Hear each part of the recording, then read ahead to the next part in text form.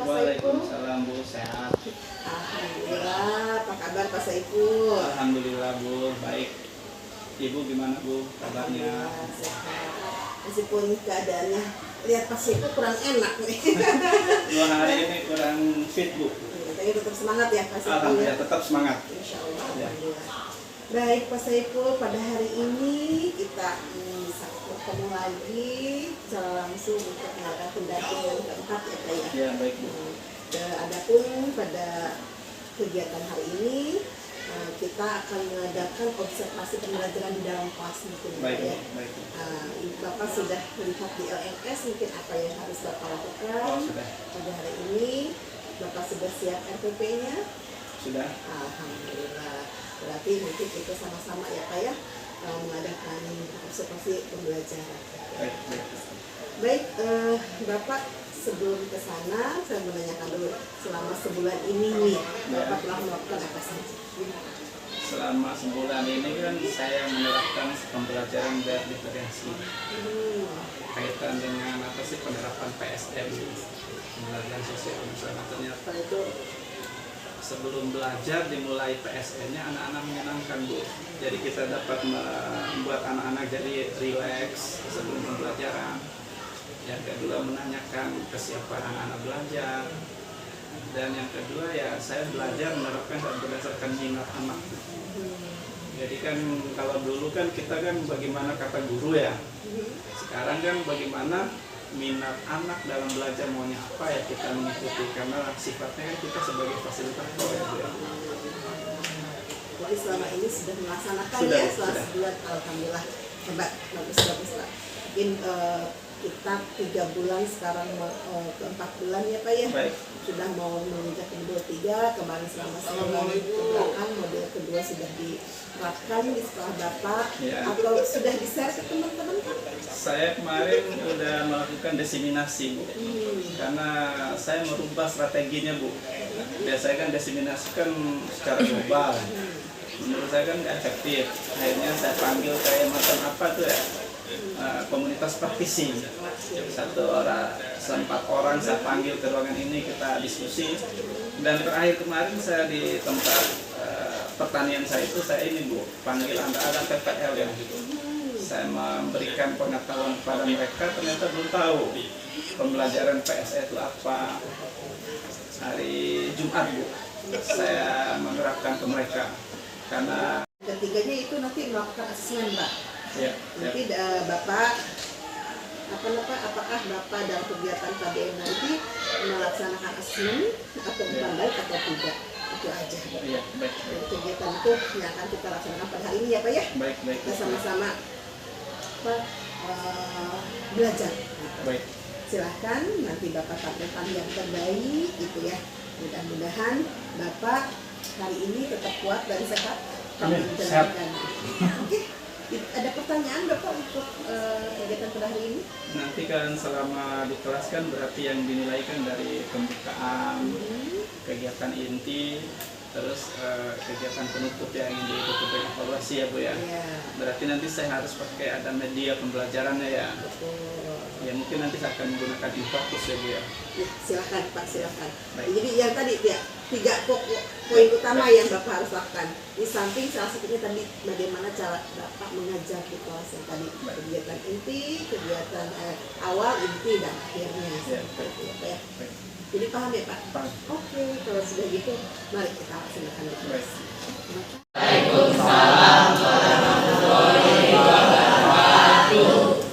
Selamat siang. Apa kabar semuanya? Alhamdulillah. Ya, pada kesempatan ini bertemu lagi dalam kegiatan kita pembelajaran IPS. Semoga kalian hari ini senang, bahagia. Apakah kalian senang?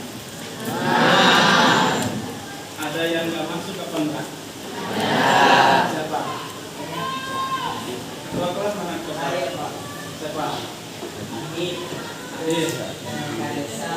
Ya. Berapa orang ya? 5 orang ya? 5, 6 ya? Kenapa dia nggak mau makan? Ada yang sakit dan yang gizi. Ya, kita doakan mereka agar mereka sehat. Dan hari ini pun Bapak sebenarnya kurang fit, tetapi semangat ingin ketemu kalian, akhirnya Bapak datang. Baik, sebelum memulai kegiatan pembelajaran kita pada pagi hari ini, marilah kita berdoa menurut agama dan keyakinan kita masing-masing. Ketua kelas kami pimpin doa.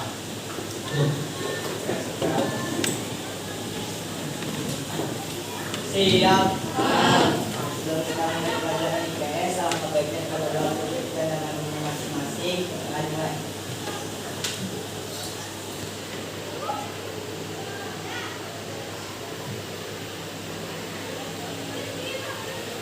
Doa selesai. Memberi salam.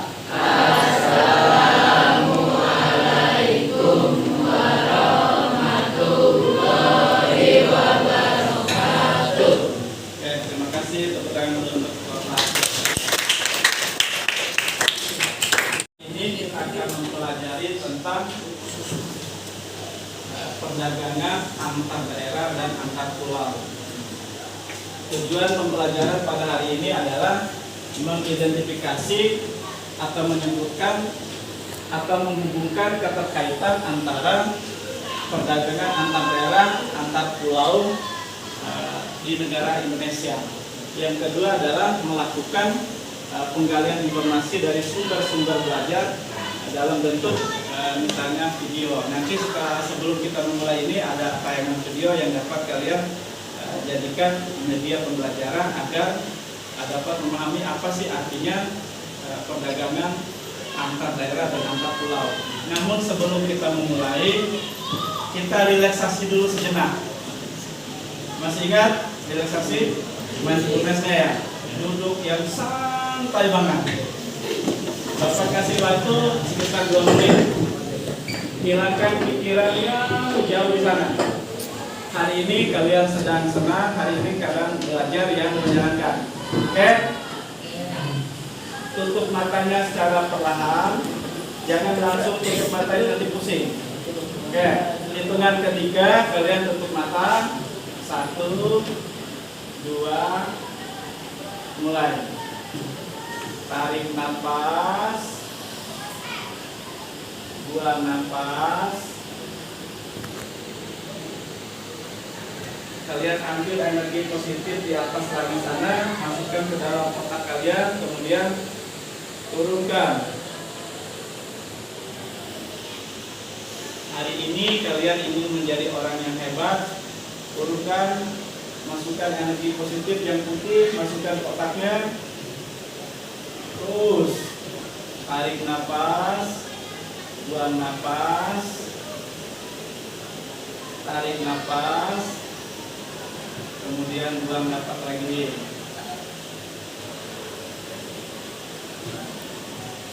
Lakukan lagi. Oke, sekarang buka matanya pelan-pelan. Oke, apa yang kalian rasakan? Relax. Apa-apa? Relax.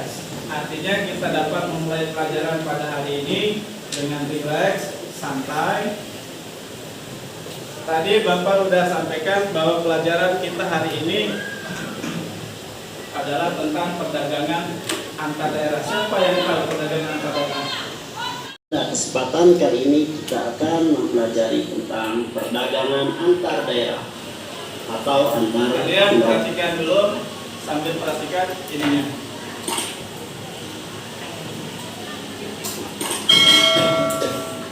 Sebelumnya kita sudah mempelajari bahwa setiap daerah di Indonesia memiliki keunggulan sumber daya alam dan teknologi tertentu yang lebih dominan dibanding daerah lainnya.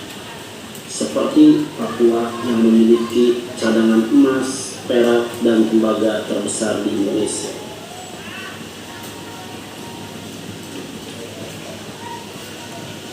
Pulau Kalimantan memiliki keunggulan penghasil batu bara terbesar, rotan dan kayu yang berkualitas tinggi.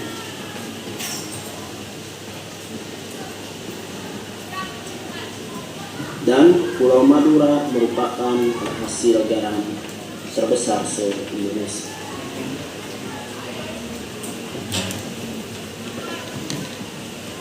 Sementara Jawa Barat tidak menghasilkan batu bara, emas, perak, baga, rotan, dan garam. Hal ini merupakan keterbatasan bagi Provinsi Jawa Barat. Sedangkan dalam kehidupan sehari-hari, Jawa Barat baik masyarakat ataupun industri sangat membutuhkan bahan-bahan tersebut, terutama batu bara, emas, perak, tembaga, dan rotan untuk keperluan industri dan garam untuk keperluan konsumsi. Jawa Barat memiliki keunggulan beras. Setelah kalian melihat video, kita akan membagi ke kelompok ya.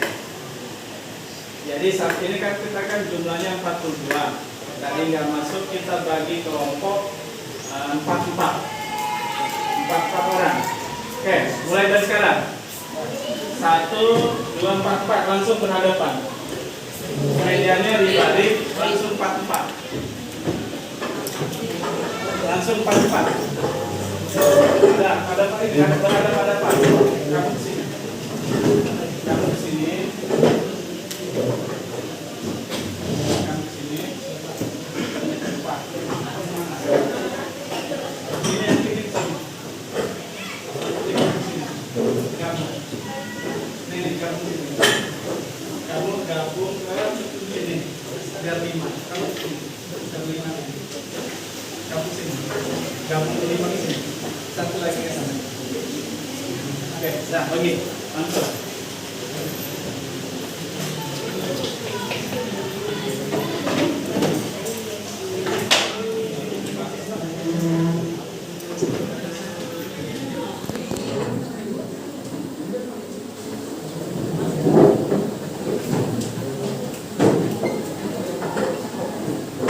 Sudah?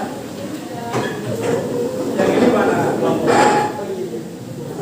Kamu mana kelompok? Hah? Nah ini kenapa di belakang ini? Ini. Yang ini. Ayo ya. Ya yang ini yang nggak ada masuk ke sini 1, kamu ke sana 1. Nah langsung geser. Kamu ke tengah, kamu ke sini. Ya. Kamu yang ke sebelah sana ya. Udah? Berhadap-hadapan.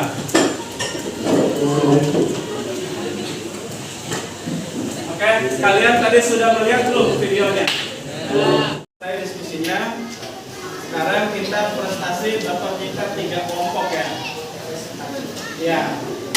Di kelompoknya aja, nanti maju ke depan tentang perdagangan internasional ya. Ya, perwakilan 3 ada 1 kelompok di sini, 1 di sini, 1 di sini, 1 di sini ya. Ada 4. Oke, perhatikan sini semuanya. Waktu diskusinya sudah selesai. Kalian presentasikan. Mulai dari ini dulu. Siapa Hikmah? Hikmah, silakan Hikmah. Perwakilan kelompok Hikmah, coba Hikmah, ayo. Ya, baca. Kamu nomor 1 ya. Oke, buka.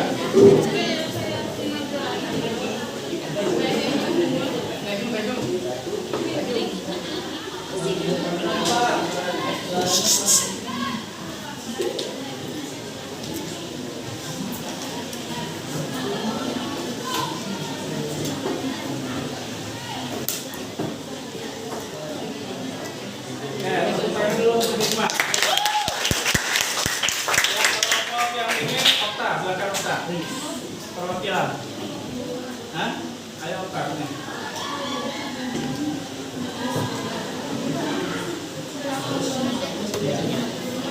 Nomor 2, oke, silakan.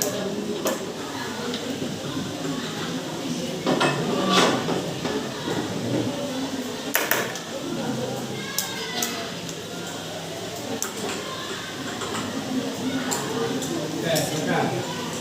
Ya.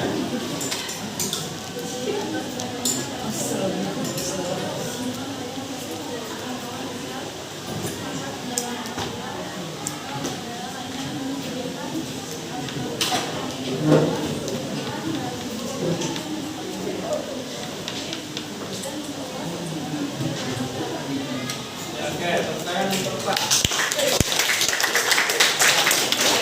Yang kelompok ini diwakili oleh siapa? Rizky, Satria. Satria, silakan Satria.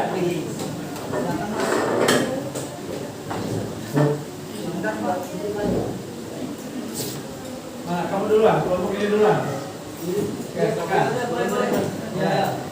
Satria, Rizky. Yang Rizky. Nomor 3, oke, silakan. Yang kencang suaranya. Mengapa penanaman antar daerah atau pulau dibutuhkan bagi daerah? Karena setiap daerah memiliki keterbatasan dan keterbatasan Oke, silakan. Ya.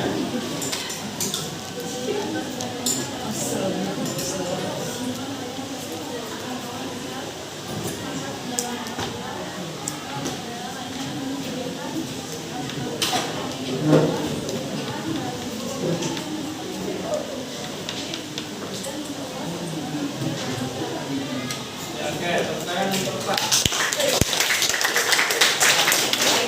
Yang kelompok ini diwakili oleh siapa? Rizky, Satria. Satria, silakan Satria.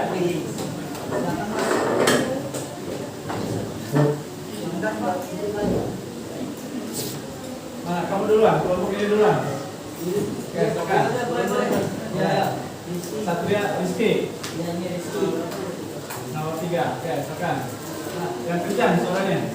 mengapa penanaman antar daerah atau pulau dibutuhkan bagi daerah? Karena setiap daerah memiliki keterbatasan dan keterbatasan lain biasanya dimiliki oleh daerah lain. Oke, oke, tepuk tangan. Ayo, Satria. Suara yang tegas. Gak apa-apa, semuanya juga.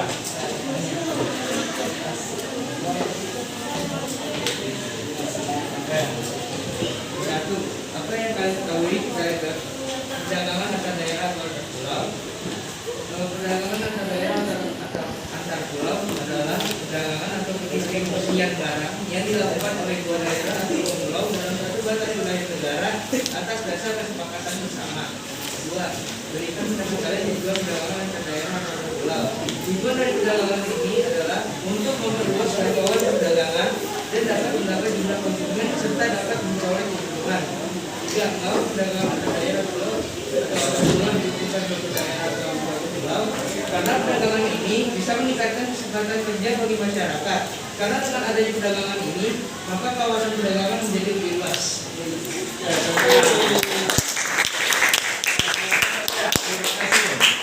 Nanti yang lainnya kalian tugas yang tadi dikumpulkan ya. Tadi perwakilan karena mengingat waktunya terbatas, jadi tidak semuanya harus maju ke depan. Jadi perwakilan setiap kelompok saja ya. Nanti yang lainnya dikumpulkan ya. Baik. Sebelum mengakhiri kegiatan pelajaran hari ini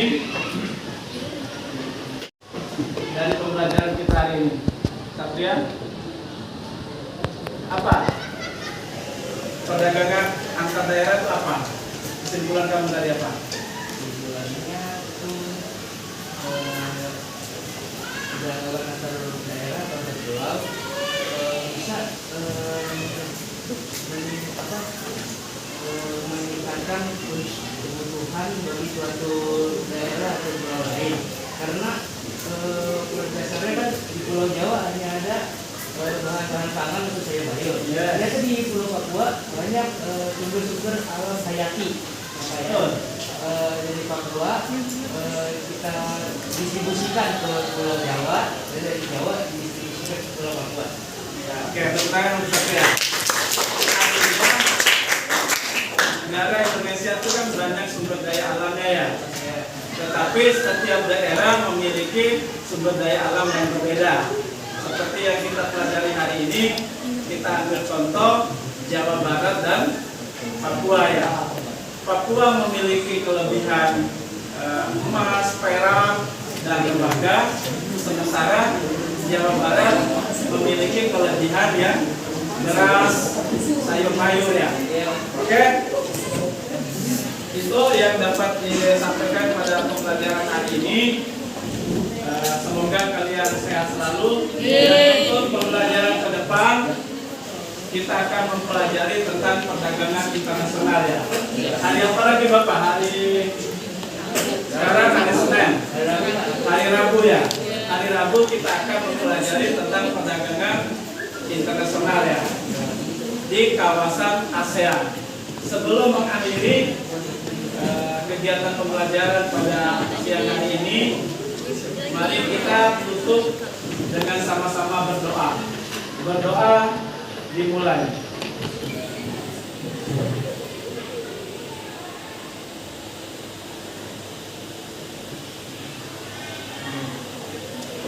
Terima kasih, tetap semangat, tetap sehat selalu. Semoga kalian menjadi orang sukses di masa datang. Amin. Oke, assalamualaikum warahmatullahi wabarakatuh. Baik Pak, oke, mulai. Baik Pak, terima kasih ya. Barusan kita sudah melakukan observasi dalam kelas ya Pak ya. Sekarang kita belajar refleksi gitu ya terhadap proses pendampingan pada hari ini. Apa yang sudah baik dan yang perlu Bapak perbaiki ke depannya pada pembelajaran tadi Pak? Yang tadi yang saya rasa kurang saya itu pendekatan pembelajarannya Bu. Yang kedua ya tata kelola kelasnya, anak-anak kan agak lama untuk mengatur kelompok belajarnya. Jadi sehingga saya memikirin, oh ini ada yang kurang. Jadi saya ke depannya akan memperbaiki itu, pendekatan pembelajaran yang bisa merangsang motivasi anak sehingga pembelajaran dapat interaktif. Mungkin saya akan mencari metode pembelajaran yang lebih ini lagi interaktif lagi Bu. Yang kita praktekkan waktu kalau pembagian kelompok di Lokakarya Pak. Betul. Pakai apa coba? Yang waktu yang di Lokakarya kan apa sih namanya? Pembagian ke kelompok yang Lokakarya itu Begitu kan ya Pak ya? ya jadi 1, 2, 3, 1, 2, 3 kayak gitu harusnya. Jadi kalau kayak tadi yang saya lihat anak-anak kan kagok tuh. Jadi maunya sesuai temannya. Nah itulah yang nanti ke depan yang dirubah. Baik. Terus menurut pendapat Bapak nih tadi, anak-anak tertarik gak pada pembelajaran kali ini? Saya melihat tuh ada sekitar 70% tertarik. Sebagiannya lagi biasa-biasa saja. Yang sekitar ada kali 6 orang saya memperhatikannya enggak. Makanya tadi ada yang saya keliling, saya samperin. Ada satu kendala. Memang kelas 83 itu Bu, kelas yang agak ini dari 6 kelas yang ada itu 83. Jadi memang perlu pendekatan khusus. Yang tadi yang dekat ibu tadi duduk itu ada 4 orang. Jadi disuruh nyari kelompok, dia masih duduk aja. Nah itu yang perlu perlu pendekatan secara personal. Jadi seperti itu. Terus selanjutnya dalam alat IPA, menurut pendapat Bapak gimana? Apa sudah cukup atau harus menambahkan? Alat peraga yang tadi kurang cukup karena hanya berbentuk video. Seharusnya saya menyiapkan lagi gambar-gambar yang sesuai dengan sesuai dengan yang materi yang saya sampaikan. Misalnya ada gambar perdagangan antar daerah, ada kapal, ada mobil, sehingga anak-anak itu bisa memahami, oh ini karena di minggu yang lalu kan saya mempraktekkan antara Tangsel sama Bogor, hari ini antara Jawa Barat sama Papua. Yang kurang itu gambarnya Bu, sehingga media visualnya anak-anak itu kurang kena ketimbang video. Video kan mendengarkan tuh, hanya catatan-catatan saja. Iya Bu. Alhamdulillah ya, tadi Bapak sudah mengetahui kira-kira kenapa ya anak kurang interaktif ya. Akhirnya Bapak sudah bisa menemukan sendiri, oh iya, tadi bilang ya, pelajarannya mungkin ke depannya akan lebih menarik. Terus waktu presentasi anak-anak, gimana Pak? Presentasi anak-anak itu agak kurang kurang interaktif. karena saya kalau mau presentasi semua kan nggak cukup waktu. Akhirnya diambillah setiap kelompok satu. Jadi ada yang lancar seperti Satria, sangat lancar. Ya karena memang Satria memiliki kemampuan yang lebih dari yang lain Bu, keberaniannya. Ada yang ini, yang satu lagi Okta, dia kurang ini karena memang Okta tidak suka dengan pelajaran IPS. Tapi nggak apa-apa, karena yang penting anak-anak udah diakomodir kebutuhan belajarnya. Kira-kira Bapak sudah nggak mengakomodir keperluan apa anak-anak ya, misalkan ya, tipe-tipe anak belajar, kira-kira tadi sudah belum? Tadi baru sebagian yang saya lakukan, karena kan tadi kan saya membagi yang di awal saya cerita ke Ibu kan ada 3